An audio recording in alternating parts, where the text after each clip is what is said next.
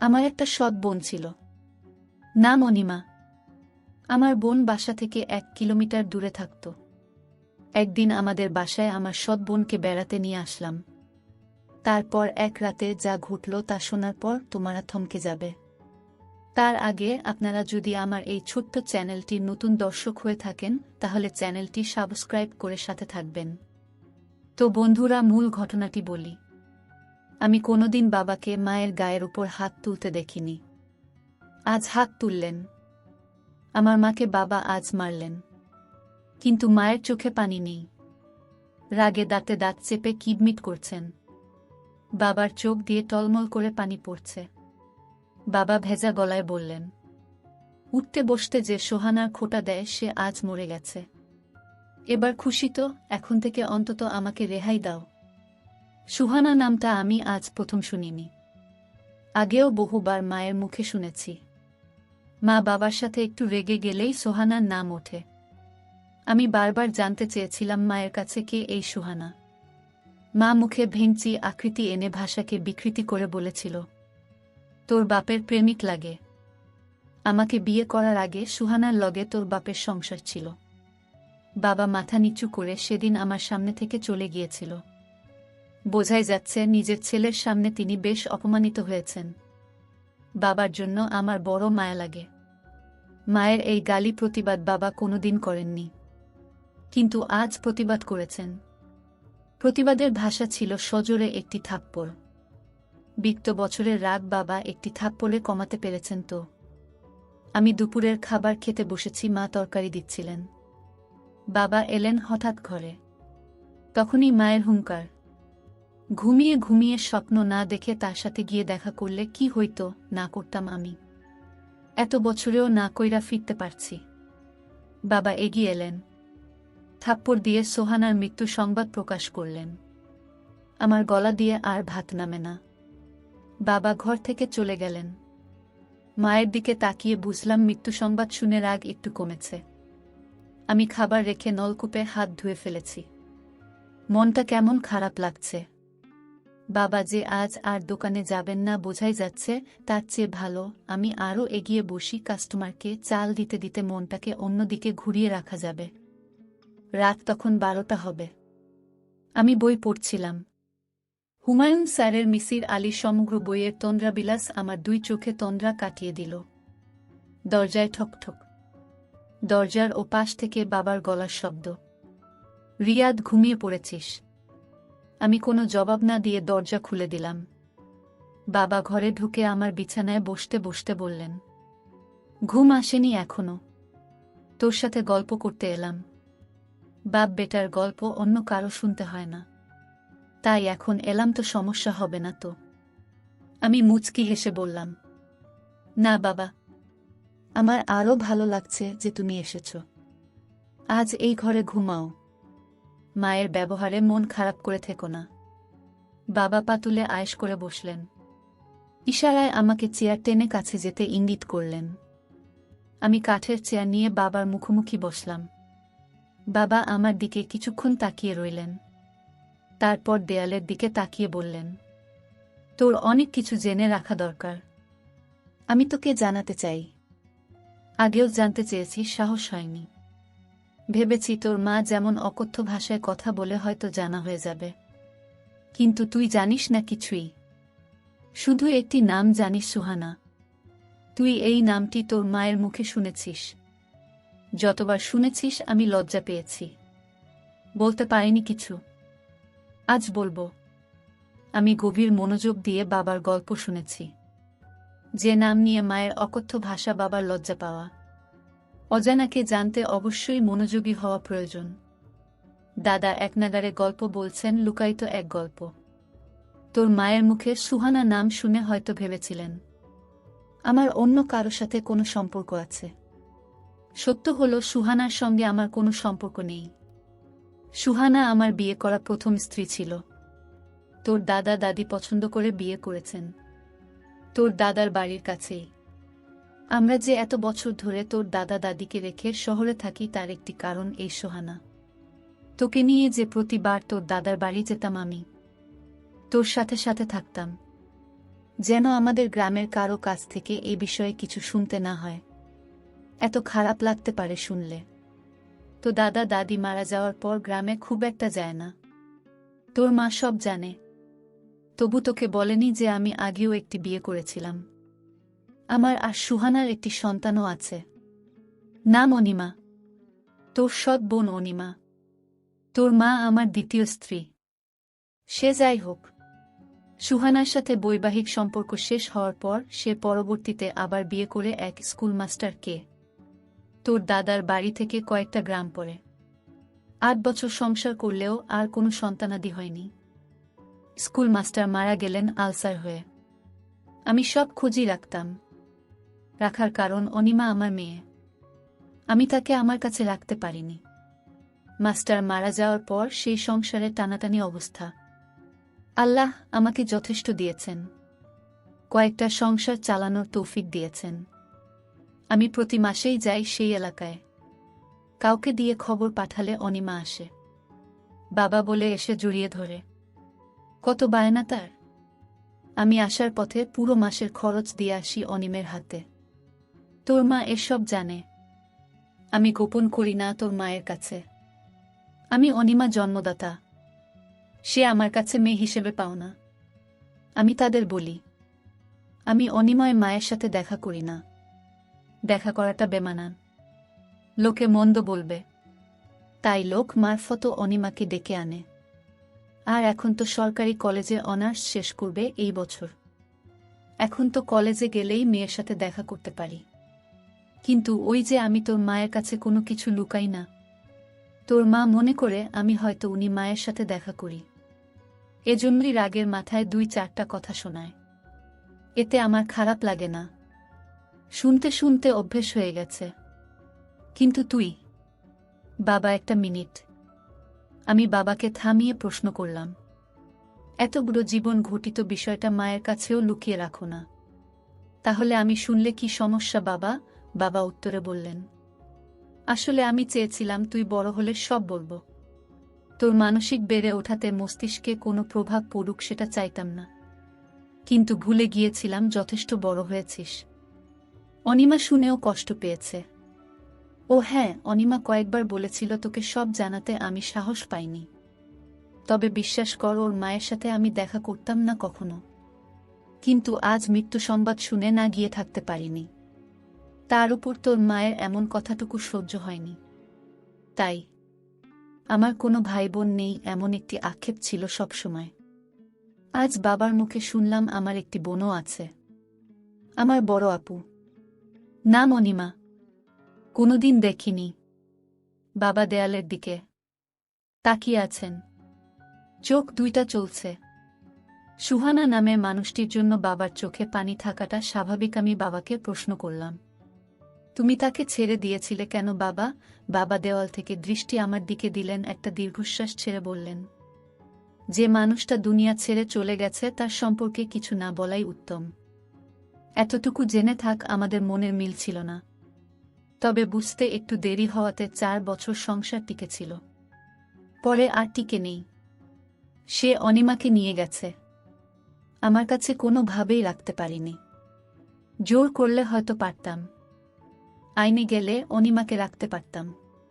থানা পুলিশ করে কোর্টে গিয়ে এত সব করতে ইচ্ছে হয়নি। আমি কিছু বলতে যাব তার আগেই বাবা কিভাবে যেন প্রসঙ্গ পাল্টে ফেললেন। আমাকে উদ্দেশ্য করে বললেন, মেঘনা দিয়ে এক ট্রলার ভর্তি ধান আসার কথা। মুন্সিগঞ্জ বাজারে পরিচিত পাইকারদের থেকে কিনেছি। সন্ধ্যায় আসার কথা। রাত ৯টা অবধি বসেছিলাম, আসেনি। দোকানের ওদের কাছে নাম্বার আছে। সকালে আরও এগিয়ে একটু খোঁজ করিস তো। আসলে রসিদ দেবে, টাকা দিয়ে দিস। কথাটুকু বলে বাবা উঠলেন। উঠে সাথে সাথে চলে গেলেন না। একটু দাঁড়িয়ে থেকে আবার বললেন, রাত ১টা বেজে যাচ্ছে। জেগে থাকিস না, ঘুমিয়ে পড়ো। সকালে দোকানে যাবি। বাবা ঘর থেকে বেরিয়ে গেলেন। আমি চেয়ার আগের জায়গা নিয়ে এলাম। আজ আর তোমরা বিলাস পরে শেষ করা হবে না। বিছানায় গা এলিয়ে দিলাম। ঠিক ১ সপ্তাহ পরে বাবা হঠাৎ মারা গেলেন। আমি দোকানে ছিলাম।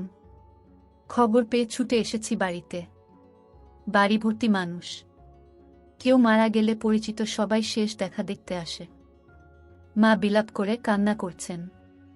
মায়ের মুখে শুনতে পেলাম, সকালে শুধু বলেছিলেন বুকটা ব্যথা করে, না ভেবেছেন খাওয়ার পর হয়তো এমনিতেই ব্যথা করছে। তাছাড়া ব্যথা তো ওটা বেশিও না। কিছু না বলে বাবা দুনিয়া ছেড়ে চলে গেলেন। আমার মাথার উপর বটগাছের ছায়া ছিলেন। নিজেকে খুব অসহায় লাগছে। এত বড় পৃথিবীতে নিজেকে একা লাগছে। আমার দুই চোখ বেয়ে অঝরে পানি পড়ছে। সান্ত্বনা দিতে এগিয়ে এলেন এলাকার কয়েকজন।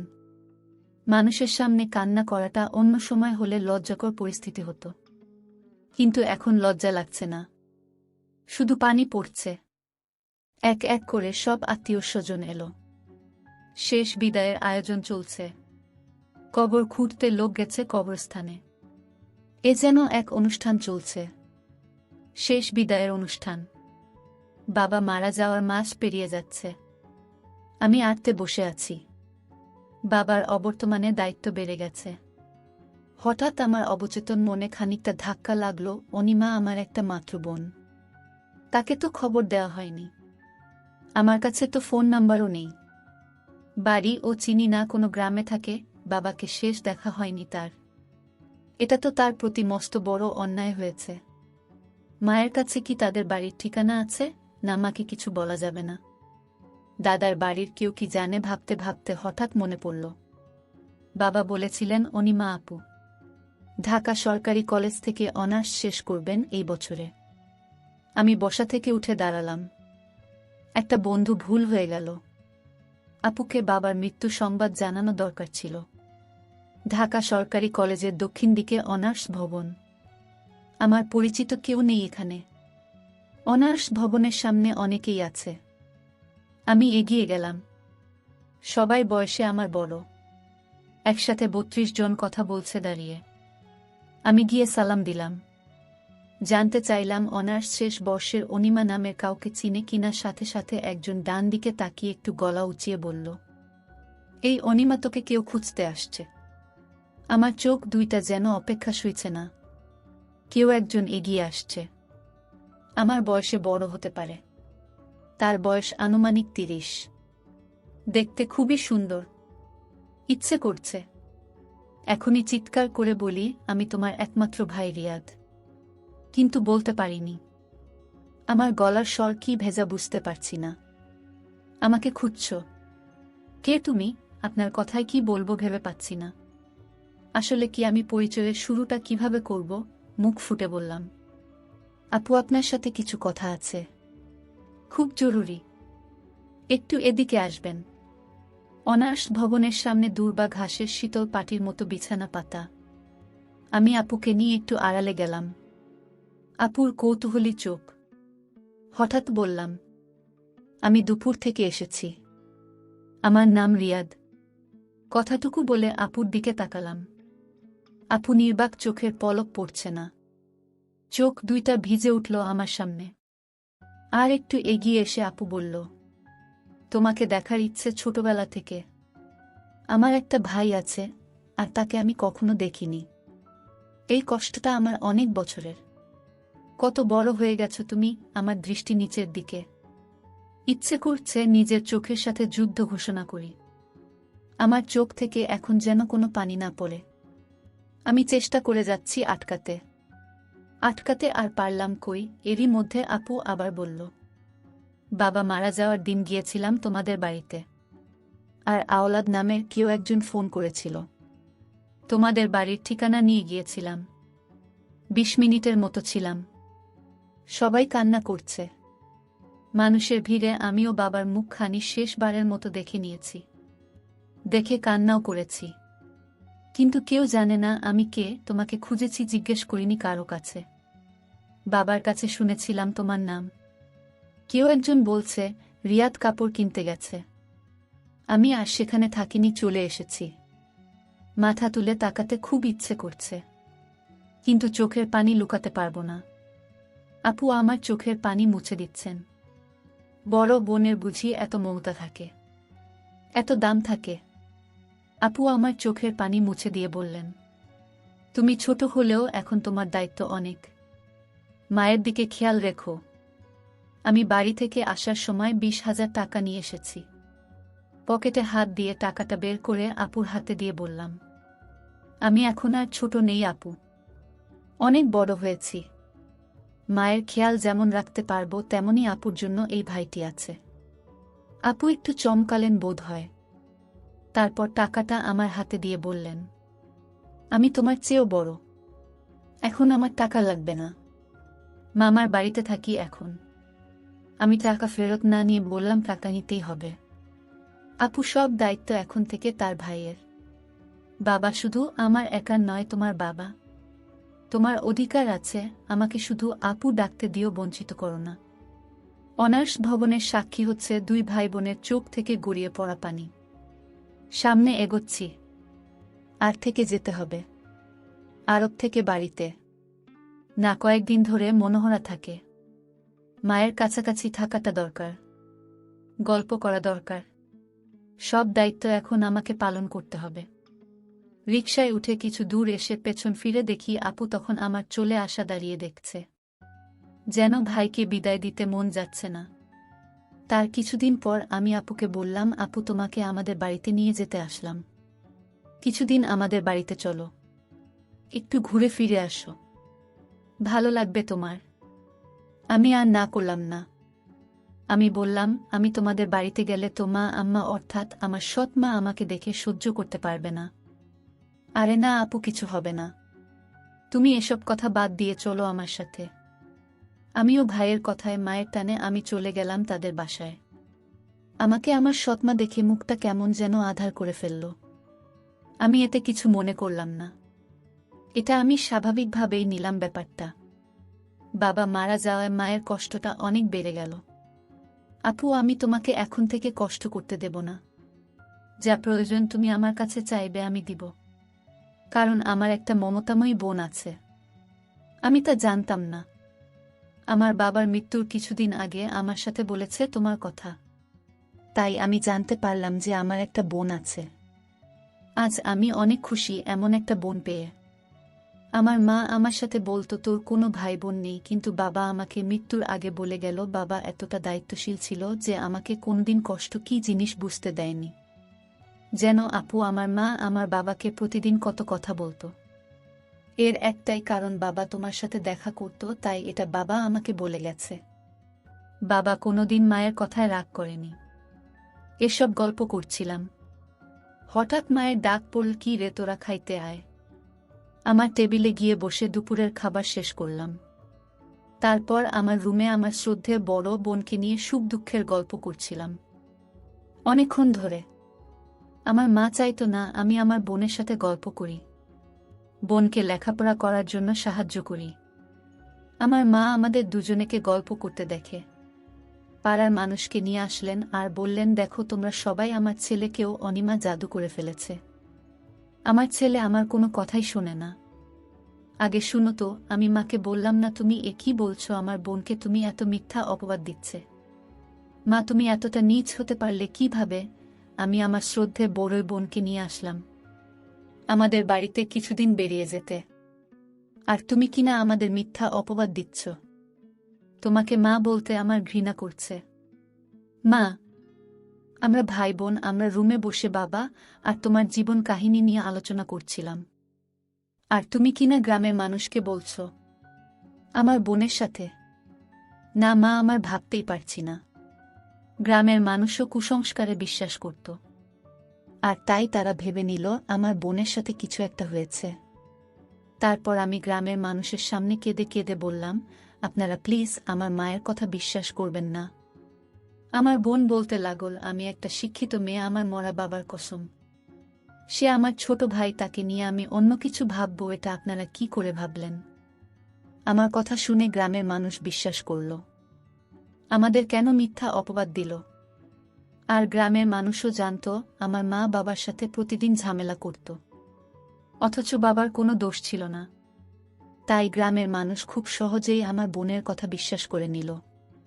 তার জন্য গ্রামের মানুষের আমাকে শাস্তি হিসেবে 2 মাসের জেল খাটতে দিয়েছিল। প্রিয় বন্ধুরা, আজকের গল্পটি কেমন লাগলো তা অবশ্যই কমেন্ট করে জানাবেন। আর এরকম ভিডিও পেতে আমাদের চ্যানেলটিকে সাবস্ক্রাইব করে পাশে থাকবেন। ধন্যবাদ।